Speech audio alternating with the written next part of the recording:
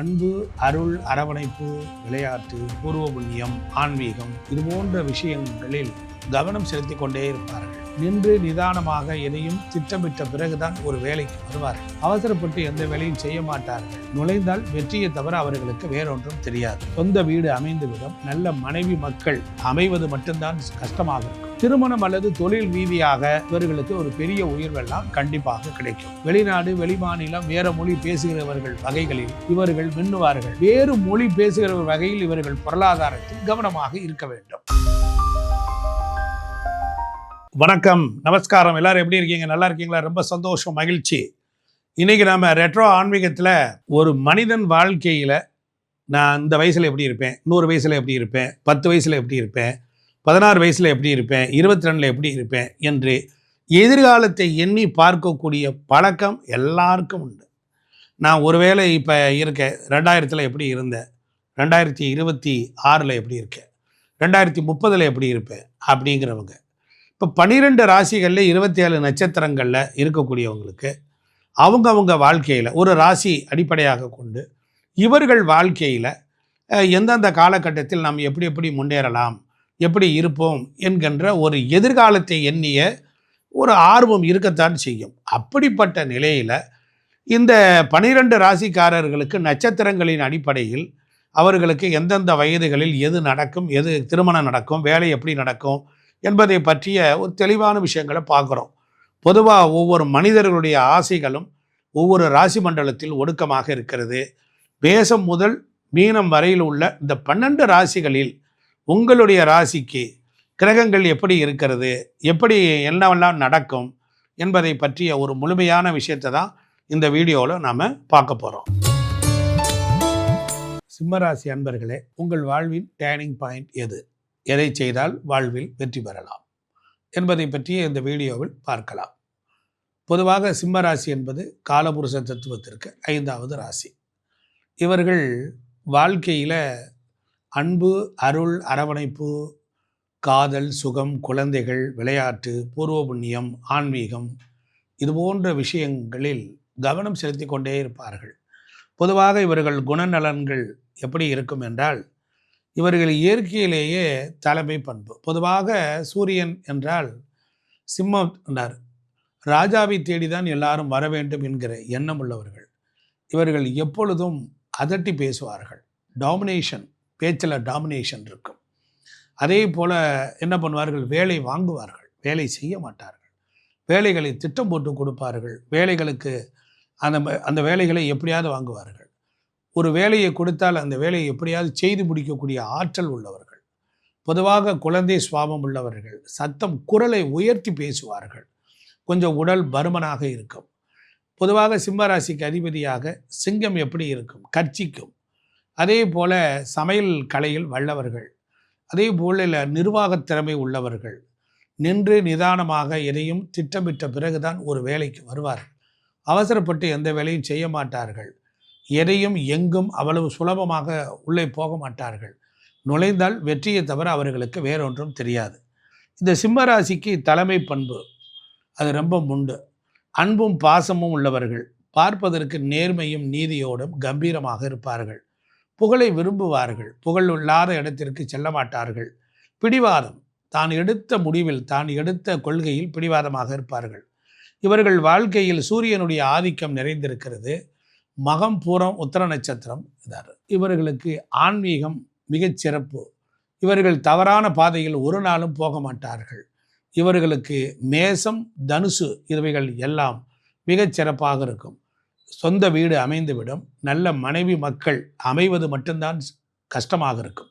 வேலையும் வேலைக்குள்ள ஆட்கள் வகையில் சிக்கல்கள் உருவாகும். காரணம், சிம்மத்திற்கு 7ஆம் இடம், அது கும்பம். அந்த கும்பம் என்பது காலபுருஷத்துக்கு பாதகம். அப்போ குழந்தைகளை விட்டு, உறவுகளை விட்டு இவர்கள் பிரிந்திருந்தால் வாழ்க்கையில் ஜெயிப்பார்கள்.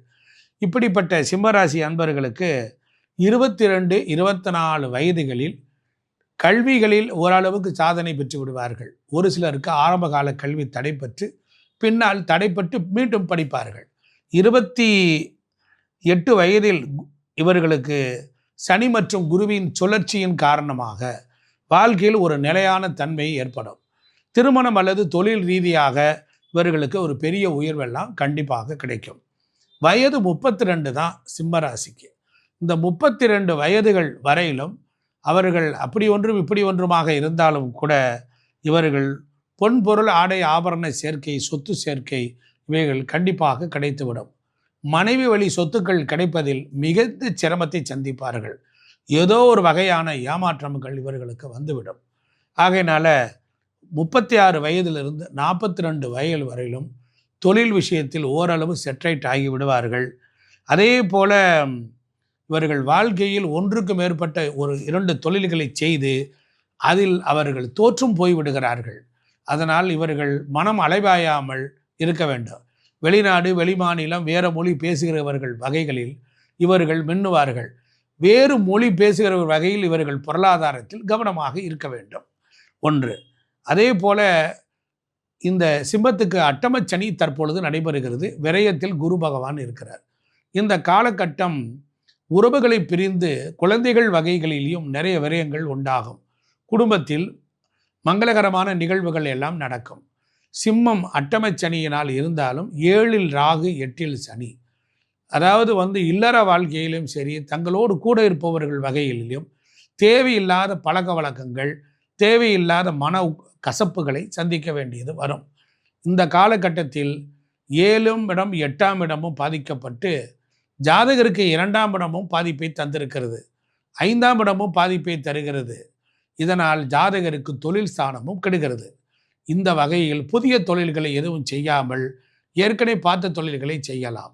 திருவண்ணாமலை அருணாச்சலேஸ்வரர் கோயில், அதே போல் பட்டமங்கலம், குருவித்துறை குரு பகவான் இந்த ஸ்தலங்களுக்கு சென்று வரவும், ராமேஸ்வரத்தில் நீராடி வணங்கி வழிபடவும் பல மேன்மைகள் உண்டாகும். இவர்கள் இந்த தெய்வத்தை இறுக பிடித்து கொண்டால் வாழ்வில் வெற்றி பெறலாம். எப்பொழுதும் இவர்கள் வாழ்க்கையில் குருவாயூரப்பனை படமும் குருவாயூரப்பன் ஸ்லோகமும் சுப்ரபாதம் கேட்க கேட்க வாழ்க்கையில் பெரிய வெற்றிகளை பெற்று சுகமாக வாழ்வார்கள். நேயர்களே, நாம் இதுவரையிலும் மேசராசி முதல் மீனராசி வரையிலும் நம்ம பார்க்குறோம். ஒவ்வொரு ராசிக்கும் என்னுடைய கால்குலேஷன். இந்த வயதுகளில் இது நடக்கும், இது கல்வி கற்றுருப்பாங்க, வேலைக்கு போயிருப்பாங்க, திருமணம் உண்டாயிருக்கும், சொத்துக்கள் வந்திருக்குங்கிறதெல்லாம் நாம் சொல்லியிருப்போம். உங்களுக்கு நல்லா கவனிங்க. உங்கள் ஜாதகத்தில் படி உங்களுக்கு இதை விட யோகமாக இருந்தால் சிலருக்கு வேகமாக கல்யாணம் ஆகியிருக்கும், ஒரு சிலருக்கு தாமத திருமணங்கள் வந்திருக்கும், ஒரு சிலர் கல்விகளை ரொம்ப தெளிவாக கற்று நல்ல உயர்ந்த பதவிக்கு போவாங்க. இங்கே ஒவ்வொரு தனி மனிதனுக்கும் பிறந்த ஜாதகம்தான் பேசும். இது ஒரு ராசியினுடைய ஆராய்ச்சி. இந்த ஆராய்ச்சியில் சொல்லப்பட்டுள்ள விஷயங்கள் முன்னுக்கு பின் முரணாக கூட இருக்கலாம். இருந்தாலும் இந்தந்த வயதுகளில் தோராயமாக ஆராய்ச்சி செய்த பொழுது 100க்கு ஒரு 60-70% சரியாக வந்திருக்கிறது. மீதி உள்ளவர்களுக்கு இது சரியாக வரவில்லை என்றால் உங்கள் பிறந்த ஜாதகத்தை தான் பார்க்கணும். எனக்கு கல்வி ஏன் வரலை, எனக்கு படித்து முடிச்சுட்டு ஏன் வேலை வரலை, எனக்கு ஏன்னா கல்யாணமே கூடலை, ஏன் எனக்கு வீடு அமையலை, ஏன் எங்கள் அப்பா எனக்கு சொத்தை பிரித்து கொடுக்கல, அப்படின்னு நான் ஒரு பிஸ்னஸ் பண்ணுறதுக்காக சொத்தை விற்று கொடுங்கன்னு கேட்டேன், ஏன் எனக்கு கொடுக்கல. இப்படி அடுக்கடுக்கான பலவிதமான எதிர்பார்ப்புகள்லாம் இருக்கும். அதற்கு அவங்களுடைய பிறந்த ஜாதகத்தை நாம் பார்க்கணும். அவங்க ஜாதகத்தில் கிரகங்கள் அமைந்த விதம், தசாபுத்திகள் இவைகள்லாம் சேர்ந்து தான் அவங்களுக்கு ஒரு நன்மையோ தீமையோ அவங்களுக்கு டிசைடட் பண்ண போகுது.